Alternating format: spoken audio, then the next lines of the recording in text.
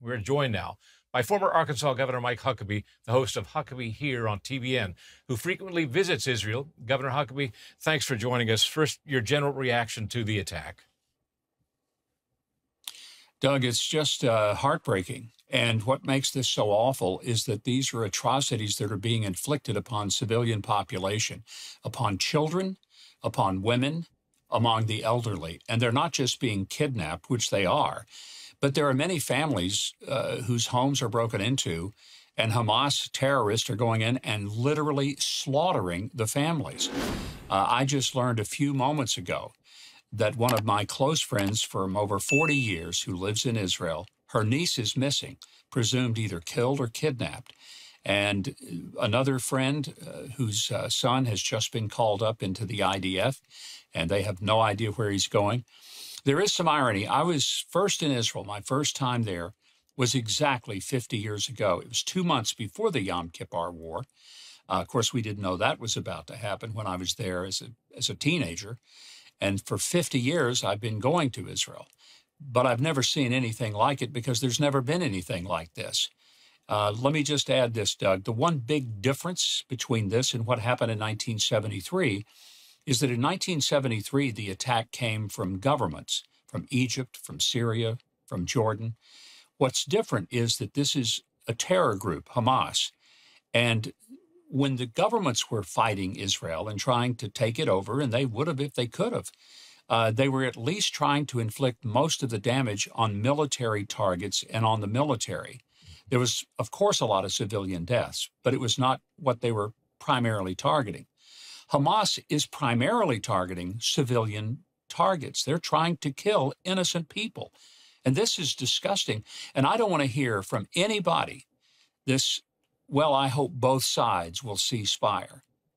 That's not what we're dealing with here. We're dealing with people, brutal savages who are intentionally inflicting the most damage they can among people who have nothing to do with any conflict whatsoever.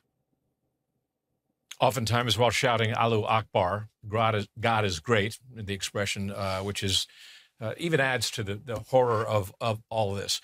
On that point, I posted a video of a little Israeli boy who had been taken captive by Hamas, and he is surrounded by Palestinian children, and the adults who have taken him captive are letting the little kids beat up on him.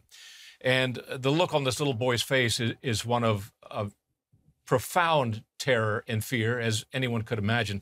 And I thought for a moment, if you made this color video, which is circulating on X, as they say, into a still picture, and you made it black and white and made it a little bit grainy, it could very well have been mistaken for an image from the Warsaw Ghetto, say in 1941 or 1942, or Auschwitz in 1945. This is repeating itself. Doug, it is. And there haven't been atrocities like this since the Holocaust. Israel has been involved in wars ever since it was reformulated in 1948. They had the war in 48, the one in 56, 1967, 1973. There have been numerous other skirmishes, battles, intifadas, a host of conflicts, the Gaza War of 2014. But what they have not had is the level of just cold-blooded murder as we're seeing right now in Israel. And that's why the entire world community of civilized people, and I will say this, if this is not condemned without hesitation, then whoever fails to condemn it has basically announced themselves not to be a civilized individual. It's simple as that. But we have to hope and pray that the Israelis can not just go in and stop Hamas. They're going to have to retake Gaza, and they're going to have to once again govern it, because obviously Hamas has done nothing but turn it into a poverty hole and have destroyed the lives and livelihoods of the people who live there. And they've taught the children, as you talked about in that picture, they've taught them from the time they're tots to hate Jews and to think that it is an extraordinary honor to kill Jews. That's just inhumane, it's disgusting, and it certainly is the kind of thing that the world should universally shun and condemn. Governor, you remember, as I do, the unanimity of opinion after our 9/11 and how that quickly frayed over the several months to the point where we are now in the United States, a deeply divided country. Israel is a politically divided country. There are tremendous political battles there, as we see in our own country. And you know that the international community will eventually turn on Israel, as it seems to do eventually. How does this play out over the next months? Israel's going to have the resolve that no matter what is said about them or what is said to them, and no matter what resolutions of insanity get passed in the United Nations, and they will, Israel's going to have to realize that they are in a fight for their existence. And it's not that Hamas has the capacity to topple the nation of Israel. They don't. They are a terror organization. They're not a government.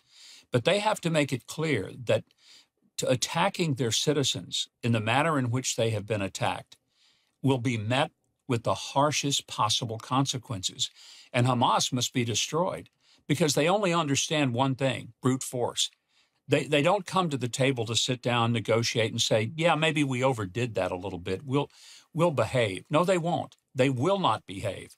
They have publicly stated that they want to destroy Israel and wipe it off the face of the map.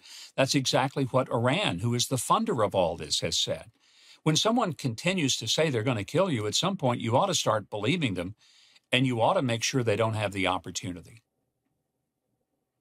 I sure wish the Biden administration would get on board with that particular philosophy, which you just espoused, but we shall see what course that takes. Governor Mike Huckabee, really appreciate your time, sir. Thank you. Thank you, Doug.